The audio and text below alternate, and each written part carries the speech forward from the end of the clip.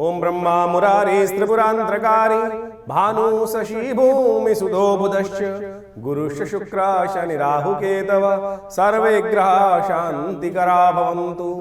नमस्कार, स्वागत है आपका आचार्य वाणी में। मैं आचार्य डॉक्टर विक्रमादित्य आपके साथ हूँ। आज का विषय हमारा है कर्क राशि वालों के लिए जो बहुत बड़ा परिवर्तन होने का योग बन रहा है। राहु महाराज अपने महापरिवर्तन की तरफ जा रहे हैं। राहु छाया ग्रह माने जाते हैं। बहुत सारे लोग तो इनका प्रभाव मानते ही नहीं है, लेकिन अद्भुत रूप से मान लो राहु का प्रभाव महत्वपूर्ण होता है। और आपके राहु जो पिछले 18 महीनों से जहाँ चल रहे हैं वो तो धर्म भाव में चल रहे हैं, और लोगों ने इसका प्रभाव भी देखा होगा। राहु का एक बड़ा विचित्र प्रभाव है। यदि वो नवम भाव में जब चलते हैं, यदि हम कर्क राशि के संबंध में बात करें तो इन दिनों विशेष तौर पर नवम भाव में चल रहे थे पिछले 18 महीनों से। 2023 अक्टूबर में शायद आए थे, और अब परिवर्तन की तरफ जाएंगे, मई में आगे निकल जाएंगे। तब से जो लोग धर्म से विमुख रहे, राहु ने उनको बहुत परेशान किया होगा। यदि धर्म, आप समझ ले, समस्या क्या होती है कि पूजा पाठ करना धर्म केवल नहीं होता। आप चले जाते हैं, मंदिर में जाते हैं, पूजा पाठ करते हैं भगवान का, लेकिन परेशानी मन में कहीं ना कहीं रखते हैं। और भगवान की प्रार्थना, सरलता, अध्यात्म को मन में रखना, सत्य भाव से धर्म का पालन करना, वो धर्म है। उसका पालन कर जितने सरल रहोगे, राहु उतना आपका नेगेटिव प्रभाव कुछ नहीं कर सकता। लेकिन यदि प्रपंच करोगे तो राहु फंसा देगा, ये सत्य रूप से मान लो। अब राहु परिवर्तन का जो योग बना रहा है विशेष तौर पर बहुत विशेष है। आपके अष्टम भाव में महत्वपूर्ण परिवर्तन का योग राहु बनाकर वक्र गति से चलते हुए 18 मई 2025 को वहां पदार्पण करेंगे, और 18 महीने ही आगे रहेंगे वहां पर, 5 दिसंबर 2026 तक। और ये आपके लिए एक जबरदस्त पीरियड होगा। ये आपको शांत बैठने देने वाला है नहीं। ये लगातार आपको चलायमान करने के योग बनाता रहेगा। और यदि इस गति को आपने समझ लिया, देखिए ज्योतिष वास्तविक तौर पर ये दिखाता है कि आपका आने वाला समय कैसा है। ये आपको खाली बिठाने वाला समय नहीं है। यदि आप इस गति के अनुसार से काम करने का प्रयास कर लिए तो ये आपकी गति को, यानी आपकी शक्ति को बढ़ा रहा है, आपको चलायमान कर रहा है, परिवर्तन लाने की योग बना रहा है। प्रवृत्ति ऐसी है कि जो ट्रेवल कराएगा, इधर उधर घुमाएगा एक जगह। अब आपको उस चीज को यूटिलाइज करना है। इस चीज को यूटिलाइज करके आपने कार्य कर लिया। ये पराधीनता को स्वीकार करने वाला ग्रह नहीं है इस वक्त। राहु जो है अष्टम भाव में चले गए। अष्टम भाव बंधन का भाव है, अष्टम भाव मिस्ट्री का भाव है, अष्टम भाव भगाने का भाव माना जाता है, अष्टम भाव जेल का भाव माना जाता है। अष्टम और राहु जो है वो पाप ग्रह है। पाप ग्रह जो है, और वो भी आ रहे हैं शनि के घर पर। सेम प्रवृत्ति वाले घर, जैसा कहा जाता है ज्योतिष के दृष्टिकोण, जैसा शनि है वैसा राहु है। तो अब अभी तक वो बैठे हुए थे धर्म भाव में, और धर्म भाव में बृहस्पति की राशि पड़ी हुई थी, और वहां जो कार्य करना चाहते थे वो करने दे नहीं रहे थे। अब अष्टम भाव में राहु जाने के बाद आपकी राशि के अनुसार से यदि हम बात करें तो ये बड़ा महत्वपूर्ण योग आपके लिए बनने के योग है। ये आपको विशेष तौर पर पराधीनता स्वीकार नहीं करने देगा, बंधन स्वीकार करने नहीं देगा। यदि ऑफिस में काम कर रहे हैं तो हो सकता है आपके मनोमस्तिष्क में ऐसा भाव हो जाए, अरे जो होगा बॉस अपना, घर पे मैं तो अपने जैसे का चाल में हूं। अब ये बुद्धिमत्ता नहीं है। ऐसे में आपको ग्रह की चाल समझनी है। ग्रह की चाल, अपनी चाल में मस्त। मैंने कहा, हमने आपको समझाने का प्रयास किया कि राहु अपनी चाल में ही चलने वाले हैं। अब सामने कोई भी आए उसको रौंदने का प्रयास राहु कर सकते हैं, लेकिन आपको ना रौंद दे, इसके लिए आपको खासतौर पर ध्यान रखना पड़ेगा। वाक शक्ति जो है, जो उसका ध्यान रखना पड़ेगा। कंठ संबंधी समस्याएं दे सकता है, वाक संबंधी समस्याएं दे सकता है, कि जबान पर, बुद्धि पर, जिह्वा पर राहु का नेगेटिव प्रभाव पड़ सकता है। तो क्योंकि केतु वहां द्वितीय भाव में जाकर बैठ जाएंगे साथ में, ऐसे में क्या होगा कि पता नहीं मुख से क्या निकल जाए और वो आपको वाणी दोष दे दे। बहुत सोच समझ कर, आप समाज में हैं, समाज के साथ चलने का प्रयास कर रहे हैं, तो इसकी विशेष तौर पर ध्यान रखते हुए कार्य करना पड़ेगा। गलत लोगों की संगत में कहोगे तो नीच राहु जो है वो बड़े नेगेटिव प्रभाव वाले ग्रह, राक्षस योनि में उत्पन्न हुए। अभी हम कथा सुनाएंगे राहु की, कि राहु कहाँ से उत्पन्न, क्योंकि उससे आपको, जब तक कथा क्या करती है, कथा आपको समझाने का प्रयास करती है। एक कॉन्सेप्ट को समझाने के लिए भारतीय अध्यात्म विज्ञान के अंदर कथाओं का सार लिया गया है। कथा एग्जाम्पल के साथ आपको समझा देती है उसकी प्रवृत्ति किस प्रकार की है, और बहुत अच्छे उदाहरण से आप समझ भी सकते हैं। राहु की जो प्रवृत्ति है वो बड़ी नीच प्रवृत्ति है, और शनि के घर में जाके चल रहे हैं वो, तो उसी प्रवृत्ति के हैं। तो और वो भक्षण करने वाले हैं गलत कार्य, गलत चीज़ों की प्रवृत्ति की तरफ उदार। जैसा खाओगे अन्न वैसा हो जाएगा मन। तो आप अपने आहार को सुधारने का प्रयास कीजिए। किसी भी गलत काम में अपने आप न गलत संगत में ना बैठे। नीच लोगों के साथ बैठोगे तो नीचता में फंस जाओगे, कलंक लग जाएगा। एक होता है ना, एक एप्पल बास्केट में आ जाए खराब वाला तो पूरी बास्केट को खराब कर देता है। चरित्र का ध्यान रखना पड़ेगा, चरित्र का ध्यान रखना पड़ेगा। यदि चरित्र का ध्यान रखते हुए कार्य कर लोगे तो बहुत अच्छा रहेगा, नहीं तो राहु का नेगेटिव प्रभाव आपके जीवन में कष्ट देने के योग आपको बना सकता है।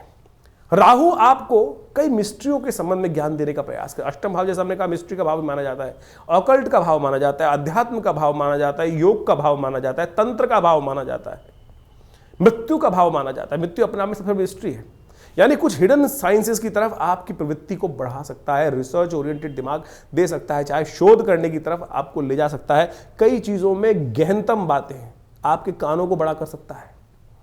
कौन कह रहा था मेरे बारे में क्या, कौन मेरे बारे में अच्छा कह रहा था, कुछ खोज। ऐसी खोज करने से फायदा क्या है भाई? तो ऐसी प्रवृत्ति में ना टाइम, अब टाइम है 18 महीने का, अब चाहो इसकी प्रवृत्ति को समझकर कार्य करने की सही तरफ ले जाओ तो रहस्य का उद्घाटन भी कर सकते हो। बेकार के रहस्यों को उद्घाटन की तरफ ना लगो, कुछ ऐसा काम करने का प्रयास करोगे, अज्ञात विषयों के संबंध में जानने का प्रयास करो। उन अज्ञात रहस्यों को जानने के लिए आकर्षण शक्ति को बढ़ाने का योग राहु दिखाई दे रहा है आपके लिए। एक बात ध्यान रखना, परिवार में कटुता दे सकता है, क्योंकि परिवार कुटुंब भाव पर उसकी दृष्टि पड़ रही है और वहाँ केतु भी विराजमान होने वाला है। हम अलग से वीडियो बनाएंगे केतु के ऊपर प्रभाव करते हुए, लेकिन राहु का प्रभाव पारिवारिक चीज़ों में कहीं ना कहीं वाणी दोष के कारण से जो बोल रहे हो सोच समझ के बोलने का प्रयास करना।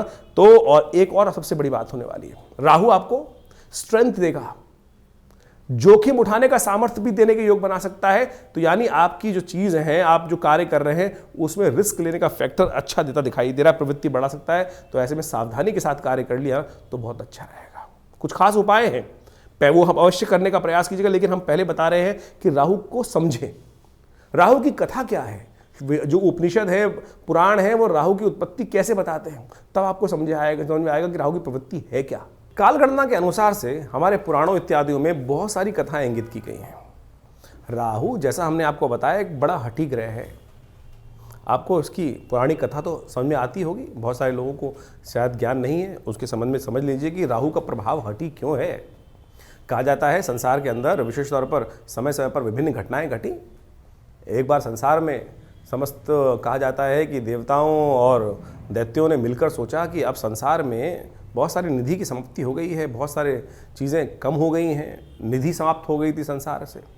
महालक्ष्मी जो है वो सागर में विराजमान हो गई थी और पूरे संसार से ऐश्वर्य, समृद्धि इत्यादि धीरे धीरे क्षय हो गई थी। तो कहा जाता है कि आवश्यकता आविष्कार की जननी है। जिस प्रकार से तो देवताओं ने और दैत्यों ने मिलकर कुछ विचार किया, क्यों ना शोध किया जाए, मंथन किया जाए। तो उन्होंने सागर मंथन करने के लिए सुंदर व्यवस्था बनाई। जब सागर मंथन किया, उसमें से विभिन्न विभिन्न रत्न, 14 रत्न जिनके बारे में कहा जाता है, वो उपस्थित हुए। महालक्ष्मी उपस्थित हुई, चंद्रमा उपस्थित हुए, ऐरावत हाथी उपस्थित हुआ, उच्च श्रवा घोड़ा उपस्थित हुआ, काल जो जहर था वो उपस्थित हुआ और साथ साथ अमृत भी उपस्थित हुआ। अमृत यानी वो तत्व जो इस संसार में अमरता को प्रदान करते हैं। हम सब मानव हैं और हम सब की इच्छा क्या होती है, किसी प्रकार भी संसार में मृत्यु लोक में आने के बाद जाए ना, अमृत तत्व किसी ना किसी प्रकार से मिल जाए। देवताओं और दैत्यों में भी यही बहस की मुद्दा बना। अमृत तत्व निकला जब मंथन से। रिसर्च करोगे तो कुछ ना कुछ, जब मंथन करोगे तो कुछ ना कुछ अमृत निकल के ही आएगा, कुछ ना कुछ लाभ प्राप्त होगा ही होगा। जैसे दूध को मथा जाए तो उसमें से मक्खन निकलेगा ही। हर एक की इच्छा होती है मक्खन को किसी प्रकार से उपयोग किया जाए, लेकिन जो ग्वाला होता है उसको निकाल कर बेच देता है, पैसा कमा लेता है उससे। उसी प्रकार से जब अमृत निकल कर आया तो अब देवताओं ने और दैत्यों में छीना झपटी शुरू हुई और उस अमृत को प्राप्त करने के लिए कहा जाता है कि भगवान ने जब छुपा के बहुत दिन रखा गया, उसके बाद भी वो समाप्त नहीं हुआ द्वेष आपस में, तो भगवान नारायण उपस्थित होते हैं बीच में और भगवान नारायण ने उपस्थित होकर सबको समझाया, देखो मैं बांटता हूँ, सबको इसको बांटने का प्रयास, सुंदर रूप से व्यवस्था बनाई और मोहिनी रूप भगवान ने धरा और कहा, भगवान अब सोचे कि बहुत सारे लोग भ्रांति उत्पन्न कर सकते हैं कि मोहिनी रूप धर के तो एक तरह से छल किया गया। देखिए एक बात समझ लें, जो इस बात को प्रतिपादित करना चाहिए, छल नहीं था, सत्य था। इसलिए था कि दैत्यों को अगर आप दे देते, गलत व्यक्ति के हाथ में अगर पावर दे दोगे, इस वक्त विश्व की सबसे बड़ी जो मिसाइलें हैं किसी गलत व्यक्ति के हाथ में आ जाएं तो वो क्या करेगा, विश्व को विश्व को डरा धमकाकर सब कुछ अपना वर्चस्व स्थापित कर लेगा। तो भगवान नारायण ने जो सुंदर व्यवस्था बनाई कि अमृत तत्व का उपयोग दैत्य किस प्रकार से करेंगे, देवता किस प्रकार से करेंगे, वो पहले से ही अच्छे से समझते थे। तो उन्होंने सुंदर व्यवस्था को बनाने का प्रयास किया कि दैत्यों को किसी प्रकार भी अमृत नहीं मिलना चाहिए। उन्होंने देवताओं को और दैत्यों को अलग अलग पंक्ति में बिठाया और कहा जाता है कि जैसे ही वो अमृत तत्व उनको पिलाते थे, देवताओं को अमृत पिलाते चले जा रहे थे, और जब अपनी माया से वशीभूत करके दैत्यों को सुरा यानी कुछ साधारण जल जो था वो पिलाते चले जा रहे थे। सबको लग रहा था कि अमृत तत्व प्राप्त हो रहा है, लेकिन भगवान का जो स्वरूप था मोहिनी अवतार में सारे संसार को मोहित कर कर इस प्रकार की व्यवस्था बना रही थी। कहा जाता है एक राक्षस था, शास्त्र में उसकी अनेक अनेक कथाएं हैं, लेकिन हमने जितना अध्ययन किया, स्वर्ण नाम का एक राक्षस था। स्वर्ण नाम का एक राक्षस था, उसने इस छल को देख लिया, पहचान गया भगवान को कि भगवान क्या कर रहे हैं कि देवताओं को अमृत पिला रहे हैं और जो दानव हैं, दैत्य हैं, उनको अमृत की जगह कुछ और पिलाया जा रहा है और समझ में किसी को आ नहीं रहा है। तो वो चुपचाप उस पंक्ति से, दैत्यों वाली पंक्ति से निकल कर, कहा जाता है कि देवताओं की पंक्ति में स्वर्ण नाम का राक्षस जो था, दैत्य था, और कहा जाता है वो उत्पन्न ऋषि कश्यप से हुआ था और सिंहिका नाम की उसकी माता थी, और वो वहाँ कश्यप गोत्र है उसका, जो राहु है उसका कश्यप गोत्र माना जाता है। कहा जाता है कि वो वहाँ जाके देवताओं की पंक्ति में बैठ गया, और जैसे ही वो बैठा जाकर और भगवान पिलाते पिलाते उसकी बारी आ रही थी, ये छल जो था, ये सांप जो किया इसने, जो स्वर्ण नाम के राक्षस ने देवताओं की पंक्ति में आके बैठने का, ये पहचान लिया किसने? सूर्य ने और चंद्रमा ने। सूर्य और चंद्रमा ने ये सूचना देवराज इंद्र को दी, और देवराज इंद्र ने ये सूचना जैसे ही भगवान को दी कि भगवान आप जिसको अमृत पिलाने जा रहे हैं वो देवता नहीं, राक्षस है, दानव है, स्वर्ण नाम का राक्षस है। तो भगवान ने जैसे ही पान करवा रहे थे भगवान उस देवता स्वरूप में बैठे हुए उस राक्षस को, स्वर्ण को, तो उसने जैसे ही पान किया, तो भगवान ने जैसे ही उसको मुंह में जा चुका था उसके अमृत जो था, भगवान ने चक्र चलाकर उसकी गर्दन काट दी। जो मुख था वो राहु बन गया और जो अधोभाग था वो केतु के रूप में उपस्थित हो गया। तो समझे ये स्वभाव कैसा है। अब यहां राहु की उत्पत्ति हो जाती, ये है राहु की हठता थी। अमृत का पान कर चुका था तो इसलिए अमर हो गया। हमेशा बहुत सारे लोग राहु को मानते नहीं है कि ग्रह है। अरे भाई, वो वास्तविक छाया नहीं, वास्तविक सत्य है, हठी है। आपकी राशि में जिस प्रकार का प्रभाव उत्पन्न करेगा आपको समझना चाहिए। ये पुरानी कथाओं को आदि भौतिक आदि दैविक रूप से यदि आप उसको सत्य को समझ लें तो जीवन में उस वास्तविकता को क्या प्रभाव उसका होगा, यहीं से प्रभाव निकल कर आएगा। वो राहु का जो प्रभाव है छल रूप से करके, यानी क्या छला उसने?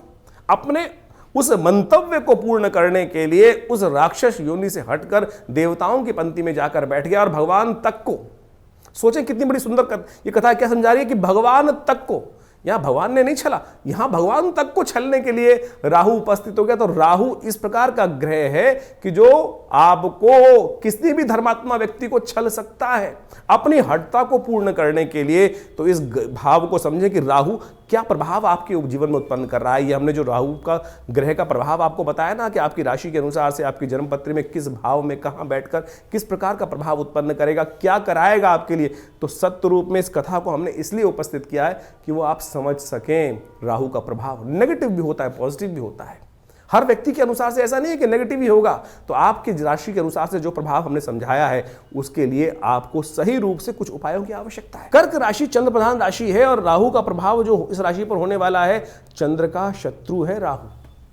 चंद्र का और सूर्य का शत्रु माना जाता है, क्योंकि चंद्र सूर्य, अभी कथा सुनाई ना हमने, चंद्र और सूर्य ने ही भगवान से जाके बताया था अरे ये स्वर्ण नाम का राक्षस क्या करने जा रहा है। तो आपको खास तौर पे कुछ उपाय करने की जरूरत है, क्योंकि आपकी राशि के अनुसार से ये राहु का परिवर्तन जो है वो बहुत विशेष होने जा रहा है। एक छोटा सा उपाय बता रहे हैं आपको, पानी संबंधित उपाय। खोटे सिक्के पड़े होंगे आपके पास घर में, कई बार जो खोटे सिक्के का मतलब पुराने सिक्के होते हैं जो चलते नहीं हैं। तांबे के मिल जाए तो बहुत अच्छे हैं। तांबे का संबंध राहु के साथ बहुत अच्छा अद्भुत माना जाता है और आपकी राशि का भी संबंध उसके साथ बन सकता है। तो एक काम करें, खोटे सिक्के कुछ घर में ला के रख लें, और जब कभी बाहर जाएं तो कभी ऐसे दरिया को पार कर रहे हैं, नदी को पार कर रहे हैं, तो हाथ में लेकर अपने कष्टों को ध्यान करते हुए कि ये कष्ट जीवन से दूर हो, कभी कभी चलते पानी में उसको प्रवाहित कर दिया करें। और ये उपाय यदि कभी कभी शाम के समय आपने कर लिया कम से कम अपने जन्म दिवस के समय घर में कोई उत्सव चल रहा हो उस समय तो अवश्य करने का प्रयास करें। हो सके तो सोमवार के दिन ये शाम के समय सूर्यास्त होने के बाद अंधेरा होने से पहले यदि ये उपाय कभी कभी कर लें, लगता क्या है, छोटा सा उपाय है। राहु के मंत्र का जप करें, ओम भ्रांग भ्रीं भ्रौं से राहवे नमः। आपकी राशि का संबंध शिव के साथ भी और राहु का नेगेटिव प्रभाव दूर करने के लिए शिव अद्भुत है। तो जिस दिन प्रदोष हो, जिस दिन त्रयोदशी शाम के समय व्याप्त हो, उस समय विशेष तौर पर कृष्ण पक्ष में यदि उपाय करेंगे तो बहुत सुंदर माना जाएगा।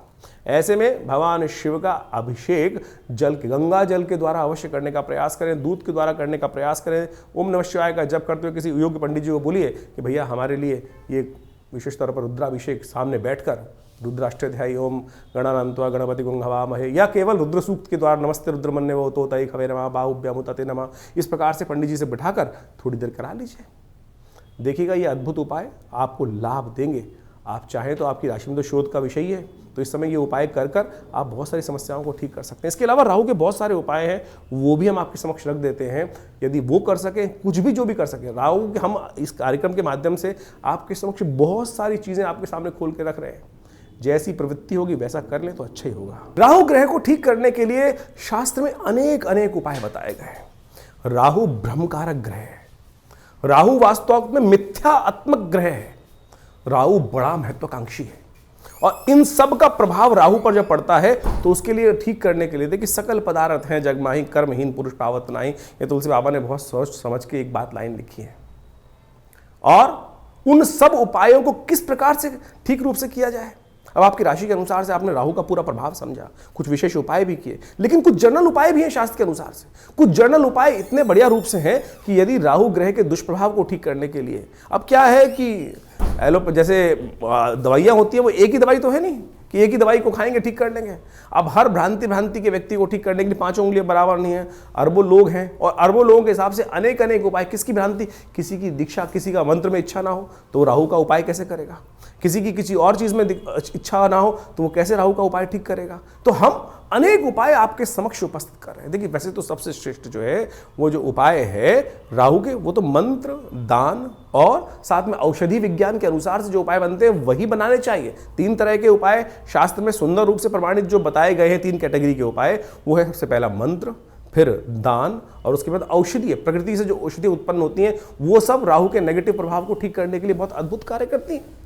उन सबको सही समय पर सही रूप से कर लिया जाए तो बहुत अच्छे से लाभ मिलता है। सबसे पहले तो ये समझने का प्रयास करना चाहिए कि राहु हमारी कुंडली में नेगेटिव प्रभाव कर रहा है या हमारी कुंडली में पॉजिटिव प्रभाव कर रहा है। एक बात सीधी तरह से हम आपको सिद्धांतिक तौर पर समझा देते हैं। राहु का संबंध बिल्लियों के साथ होता है। देखिए यदि आपकी कुंडली में राहु नेगेटिव चल रहा है तो देखिएगा आपके घर के आसपास या तो बिल्लियां रो रही होंगी, बिल्लियां लड़ रही होंगी, रात्रि में बिल्ली के रोने की आवाज़ आती है, बिल्ली के लड़ने की आवाज़ आती है, तो समझ लेना चाहिए आपका राहु का प्रभाव कहीं ना कहीं नेगेटिव चल रहा है। कहीं ना कहीं राहु का प्रभाव आपकी कुंडली में नेगेटिव है। और यदि आप अध्यात्म से विमुख हो रहे हैं, राहु का प्रभाव एक सबसे बड़ा है, राहु ग्रहण कारक ग्रह है। राहु सूर्य को भी ग्रसित कर लेता है, जैसे हमने आपको समझाया। नैसर्गिक दृष्टिकोण से सबसे ताकतवर ग्रह माना जाता है राहु ग्रह। कोई उसके आगे चलता नहीं है किसी का बस। यानी सबसे ज्यादा प्रभाव क्या होता है, सूर्य का ग्रह का प्रभाव होता है। सूर्य किसी हर ग्रह को अस्त कर सकते हैं, लेकिन राहु जिसको छायात्मक ग्रह रूप में माना जाता है, कई लोग तो मानते भी नहीं है। बहुत सारे लोग ये भ्रांति उत्पन्न करते हैं राहु ग्रह थोड़ी है, छाया है वो तो। अरे भैया राहु का प्रभाव नैसर्गिक दृष्टिकोण से यदि आप पढ़ोगे, ज्योतिष की गणनाएं सीखोगे, तो सबसे ज्यादा नैसर्गिक दृष्टिकोण से बलशाली ग्रह जो है वो राहु ही माना जाता है। और कहा जाता है जिस प्रकार समझें कि राहु सूर्य को भी ग्रसित कर लेता है। अभी हमने आपके समक्ष जो कथा उपस्थित करी, सूर्य राहु जो राहु है वो सूर्य और चंद्र, क्योंकि उनकी आपस में परम शत्रुता है। राहु के 3 शत्रु माने जाते हैं वैसे तो, जी हाँ, राहु के 3 शत्रु माने जाते हैं, सूर्य, चंद्र और केतु भी, क्योंकि बिल्कुल उल्टा प्रभाव है। राहु के बिल्कुल स्वभाव से उल्टा प्रभाव है केतु की। हम कभी गणना करेंगे, बताएंगे आपको, लेकिन इस वक्त समझे कि जब राहु जो है सूर्य को ग्रसित कर लेता है, ग्रहण लगा देता है। जो सूर्य सबको अस्त करता है उसको अस्त कर देता है, फिर चंद्र ग्रहण लगा देता है, तो सबसे ज्यादा बलशाली ग्रह माना जाता है। तो इसका प्रभाव बिल्कुल अवश्य होता है हर व्यक्ति के ऊपर। तो इसके प्रभाव को ऐसा हल्का नहीं समझना चाहिए। तो इस प्रकार से बहुत सारे उपाय शास्त्र में वर्णित हैं, उनको हम आपके समक्ष रखने का प्रयास करते हैं। उनमें से अनेक उपाय शास्त्र के अनुसार से कर सकते हैं। अब ये बात समझे कि जो किस प्रकार से कब किया जाए उपाय। देखिए हर ग्रह का समय है, हर ग्रह की एक दिन माना जाता है। जैसे सूर्य का सूर्यवार संडे है, सूर्य रविवार उसको बोला जाता है, चंद्रमा का सोमवार है, मंगल का मंगलवार है। इसी प्रकार से अब राहु और केतु का कोई ग्रह तो है नहीं, कोई समय तो है, कोई दिन तो है नहीं, लेकिन राहु का जो समय है वो है प्रदोष काल, सायंकाल। जो प्रदोष काल है, सूर्य अस्त जब हो जाते हैं, अंधेरा नहीं होता है, जो वो करीब करीब 2 घड़ी का आसपास का समय, 45 मिनट के आसपास का समय, वो राहु का वास्तविक समय माना जाता है, जिसको पक्की शाम बोला जाता है। तो ऐसा समय जो है वही प्रदोष काल है। इसलिए संबंध किससे निकला? शिव के साथ संबंध निकला। प्रदोष काल जो है सबसे श्रेष्ठ माना जाता है शिव के लिए, समस्त दोषों से रहित काल माना जाता है। और ऐसे में शिव के की आराधना, समस्त प्रकार के दोष जो है ना, ग्रहों के प्रभाव जो है वो त्रिपुरारी हर सकते हैं। तुलसी बाबा ने कहा है ना कि जो त्रिपुरारी हैं वही हमारे जो जीवन को शुभ कर सकते हैं, समस्त दोषों को हर सकते हैं। त्रिपुरारी भगवान शंकर जो हैं वही समस्त दोषों को हर सकते हैं। तो भगवान शंकर की समस्त प्रकार की आराधनाएं जो हैं वो राहु के नेगेटिव प्रभाव को दूर करती हैं। तो शाम के समय भगवान शिव का सुंदर रूप से अभिषेक करना, दूध से करना, जल से करना, घी से करना, शहद से करना, ओम नमः शिवाय का जप करना, बेलपत्र अर्पित करना, रुद्राभिषेक करना। उपयुक्त ब्राह्मणों के द्वारा जब राहु का नेगेटिव प्रभाव चल रहा हो तो क्या कर लें? सबसे पहले रुद्राभिषेक कर लें भगवान का। ये बड़े सुंदर रूप से कार्य कर सकता है। और साथ साथ क्या करें? ओम भ्रांग भ्रींग भ्रौंग, जैसा हमने आपको बताया अभी कुछ देर पहले, ओम भ्रांग भ्रींग भ्रौंग से राहवे नमः, ये राहु का बहुत अच्छा मंत्र है, इसका जप कर लिया कीजिए। एक और राहु का उपाय प्रभाव बताएं। राहु का मंत्र जप जो करें रुद्राक्ष की माला से कर सकते हैं, वो कोई दिक्कत नहीं है, लेकिन बड़े शुद्ध रूप से करें। बड़ा सीधा साधा मंत्र है, ओम भ्रांग भ्रींग भ्रौंग से राहवे नमः। एक काम और कर सकते हैं, जो पूजा वाले नारियल होते हैं ना, जब राहु का नेगेटिव प्रभाव किसी प्रकार भी ठीक ना हो रहा हो तो एक काले कपड़े में शनिवार के दिन रात्रि के समय शाम को जब सोएं तो अपने सिराने 4 पूजा वाले नारियल काले कपड़े में लपेट के रख लें और सुबह किसी चलते पानी में उसको प्रवाहित कर दिया करें। ये राहु का बहुत अच्छा नेगेटिव प्रभाव को दूर करने के लिए अद्भुत उपाय है। और साथ साथ एक उपाय और हम बताने का प्रयास करें।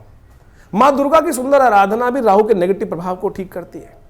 एक बात और समझ लें, किसी प्रकार का तामसिक आहार, किसी प्रकार का गलत भावों में जाना, ये राहु के नेगेटिव प्रभाव को और बढ़ा देगा।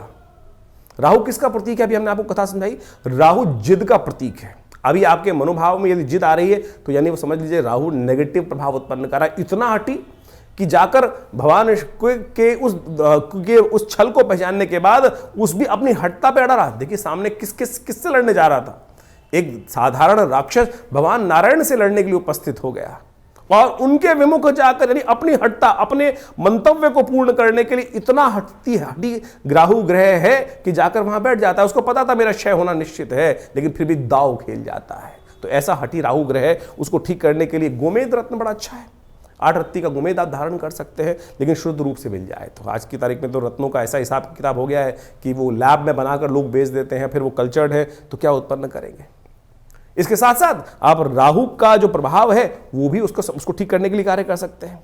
आप एक काम कर सकते हैं, कोयला लेकर यदि शाम के समय चलते पानी में उसको प्रवाहित कर दीजिए। कभी कभी ये उपाय कर लिया कीजिए। मूली का दान करना भी राहु के लिए बड़ा अच्छा उपाय माना जाता है। एक उपाय और बताया आपको हम, बड़ा सुंदर उपाय है। देखिए राहु जो प्रभाव है ना, वो भ्रम का प्रभाव है। भ्रम छाया कारक ग्रह है। राहु के उपाय को, राहु के नेगेटिव प्रभाव को ठीक करने के लिए काम कर सकते हैं आप नित्य प्रति। देखिए हमने जैसे कहा कि औषधि जो विज्ञान है वो बड़ा सुंदर है। अपने घर में गूगल की धूम्र उपस्थित किया करें। शाम के समय अवश्य काम करें कि एक कोयले का जो या लकड़ी का बना लीजिए कोयला, उसके अंदर हवन इत्यादि की सामग्री डालकर उस जो लकड़ी का कंडा है उसको रख लीजिए। या गोबर का जो विशेष तौर पर जो उपला बनाया जाता है उसमें आग लगाने के बाद उसके ऊपर थोड़ी सी गूगल अष्टगंध के अंदर आती है गूगल, एक पेड़ का गोंद होता है गूगल के पेड़ का, उसको डाल दिया जाए। ये बड़ा सुंदर प्रभाव है। राहु के नेगेटिव प्रभाव को धूम्र उपस्थित कर आप राहु के नेगेटिव प्रभाव को ठीक कर सकते हैं। राहु के विभिन्न कोण हैं। जो नैऋत्य कोण माना जाता है वो राहु का कोण माना जाता है। उस कोण को, घर को साफ रखने का प्रयास करें। गंदगी ना रखें उस कोण को। उस राहु जब नेगेटिव हो रहा होता है समझ लीजिए उस कोण में घर में नेगेटिव आनी शुरू हो जाती है। उस कोण में कम से कम जूते ना रखें। नैऋत्य कोण में जूते ना रखने का प्रयास करें, गंदा न रखने का प्रयास करें। और तो और समझे, राहु का नेगेटिव प्रभाव जब हो रहा हो, घर के दरवाजे जो है वो क्या होता है, आवाज करने लगते हैं। ची ची की आवाज आने लगती है, चिटकनी खराब होने लगती है। तो उनको ठीक रखने का प्रयास करें। ये सब वास्तविक दृष्टिकोण से भी बड़ा सुंदर उपाय है। इनको रखने का प्रयास ठीक करेंगे तो बहुत सुंदर रूप से लाभ प्राप्त होगा। जो आपके घर में राहु क्या है, एक नेगेटिव ग्रह है और धूम्रात्मक ग्रह है, कोशिश ये करें आपके घर में गंदगी नहीं होनी चाहिए। जैसे आपके नहाने की जगह, स्नान करने की जगह है, वहाँ बहुत सारी, कई बार क्या होता है काई लगी है, कुछ लगी है, घर में बहुत सारी सीलन आई हुई है, तो समझ लीजिए राहु का नेगेटिव प्रभाव आपके जीवन में चल रहा है। उसको तुरंत ठीक करने का प्रयास करें। फटी हुई चप्पल पहन रखी है, ये राहु का नेगेटिव प्रभाव है। और अब क्या होता है कि व्यक्ति चलाए चले जाते दरिद्रता को पाल के रखते हैं, तो ऐसे में उनको ठीक करने का आपको प्रयास कर लेना चाहिए। यदि इन सब चीज़ों को हमने जो उपाय बताए उनको आप कर लें। राहु का यंत्र अपने आप में बहुत ज़बरदस्त चीज़ है। राहु के मंत्र से करीब करीब 18,000 मंत्र को जप करके ओम भ्रांग भ्रीं भ्रौंग से राहवे नमः, इस मंत्र से सिद्ध करा हुआ राहु का यंत्र आप स्थापित कर सकते हैं। ये 1.5 साल तक बिल्कुल रूप घर में रखें। उसका नेगेटिव प्रभाव यदि सही रूप से जप हुआ है, बहुत सारे लोग तो जप ही नहीं करते हैं, केवल लिया और आज की तारीख में बाजार में जितने मिल रहे हैं राहु के यंत्र के रूप में उपस्थित किया गया, वो केवल आकृति नहीं है, उसको जो जैसे आप मान के चले मूर्ति प्रतिष्ठा की जाती है मंदिर के अंदर, तो मूर्ति को प्रतिष्ठा करने के लिए एक पूरा विज्ञान है, उसके अनुसार से पूजा पाठ कर 10-12 दिन तक उसकी व्यवस्था की जाती है, तब वो प्रतिष्ठित होती है। उसी प्रकार से यंत्र भी प्रतिष्ठा करने की सुंदर व्यवस्था बनाई गई है शास्त्रों के अनुसार से, तब तो वो जागृत हुआ, नहीं तो केवल वो आकृति है, नहीं तो केवल वो कागज का टुकड़ा है या जिस पे भी बना हुआ है उसका टुकड़ा है। यदि सिद्ध राहु के यंत्र को स्थापित कर आप चांदी के पत्रे पर लगा रहे अपने घर के द्वार पर लगवा दें, तो राहु के नेगेटिव प्रभाव को ठीक करने के लिए बहुत सुंदर रूप से कष्ट का निवारण करने का योग बन जाता है। तो ये छोटे छोटे उपाय हम आपको बताने का प्रयास कर रहे हैं। एक काम और कर सकते हैं आप, तांबे के लोटे में जल रखकर रात्रि में रखिए और सुबह सुबह उसको किसी कटीले वृक्ष में डाल दिया करें। ये राहु के नेगेटिव प्रभाव को दूर करने के लिए सबसे अच्छा उपाय माना जाता है। वट वृक्ष का संबंध राहु के साथ भी माना जाता है। वृक्षारोपण, किसी देवस्थल पर जाकर आपके द्वारा कोई वट वृक्ष लगाएं और घर के नैऋत्य कोण की तरफ लगाने का प्रयास करें। घर के नैऋत्य कोण की तरफ यदि आप कोई ऐसा बड़ा विशाल वृक्ष लगाकर दूर, घर से दूर, पार्क इत्यादि में नैऋत्य कोण की तरफ चलते हुए लगाएं और उसको नित्य प्रति पोषित करें, तो ये राहु के नेगेटिव प्रभाव को ठीक करने के लिए बहुत अच्छा उपाय कर सकता है। सीधे साधे उपाय जो हमने आपके समक्ष उपस्थित किए हैं, ये करेंगे तो बहुत अच्छा रहेगा। सबसे बढ़िया श्रेष्ठ उपाय भगवान शिव की आराधना, तिलोदक, तिल के जल से तिल मिलाकर उसके द्वारा भगवान का सुंदर अभिषेक, भस्म के द्वारा भगवान का अभिषेक करना, ये समस्त चीज़ों से राहु का नेगेटिव प्रभाव, देखिए इतने उपाय हमने आपको बताए, इनको समझ लीजिए, करेंगे तो बहुत सुंदर रूप से आपके नेगेटिव प्रभाव को ठीक करने के लिए राहु अद्भुत रूप से आपकी सहायता ही करेंगे, लाभ ही देंगे। तो ये आपने राहु का जो प्रभाव है आपकी राशि के अनुसार से समझा, लेकिन जन्मपत्री तो है, पूरे बहुत सारे ग्रहों का योगा योग का प्रभाव है, वो उसको समझना चाहिए। लेकिन एक स्पेसिफिकली ग्रह भी परिवर्तन कर जीवन में वारे न्यारे कर सकता है, इस बात को हमको समझना चाहिए। जन्मपत्री जो है बहुत ही वृहद वर्णन है ज्योतिष का, और उनमें अनेक योग आपकी जन्मपत्री में बने होते हैं, और जिनको विभिन्न शास्त्रों में पाराशर, जैमिन इत्यादि विभिन्न ऋषियों ने, विभिन्न संतों ने समय समय पर ज्योतिष के जो प्रकांड पंडित थे उन्होंने उपस्थित किया है। और उन सब ग्रहों की स्थिति को समझकर, यदि उन ग्रहों की स्थिति को समझें और उनका प्रभाव समझें और उसका प्रभाव हमारे पर किस प्रकार का होने वाला है, हम जिस वक्त जन्म लिए हैं, हमारे जन्मपत्री में जो ग्रहों का प्रभाव है वो किस प्रकार का है, यदि उसको सही समय पर समझ लिया जाए तो आने वाले समय को सही से समझकर जीवन के बहुत सारे कष्टों को दूर कर सकते हैं। कई बार क्या होता है कि जब भाग्य में बहुत कुछ कष्ट लिखा होता है तो हम सही जगह पहुंच नहीं पाते हैं। इसलिए भाग्य को, ज्योतिष विज्ञान जो है, ज्योतिष को विज्ञान कहा जाता है, ज्योतिष को शास्त्रों में जो विज्ञान की बात की गई है, देखिए सोचें कि आज नासा की जो गणना है वही हमारे ज्योतिष शास्त्र की गणनाओं को बिल्कुल मैच करती हैं। चाहे वो ग्रहण का प्रभाव हो, चाहे वो ग्रहों की दूरी हो, चाहे वो ग्रहों की गति हो, चाहे वो ग्रहों का जिस प्रकार से अस्त होना, दिखाई देना, किस प्रकार का योगा योग बनना है, कब, आज नहीं 100 साल बाद का भी गणना ज्योतिष शास्त्र के अनुसार से बताई जा सकती है, और वो बिल्कुल एग्जैक्टली मॉडर्न एस्ट्रोनॉमी के पॉइंट ऑफ व्यू से बिल्कुल एग्जैक्ट बैठती हैं।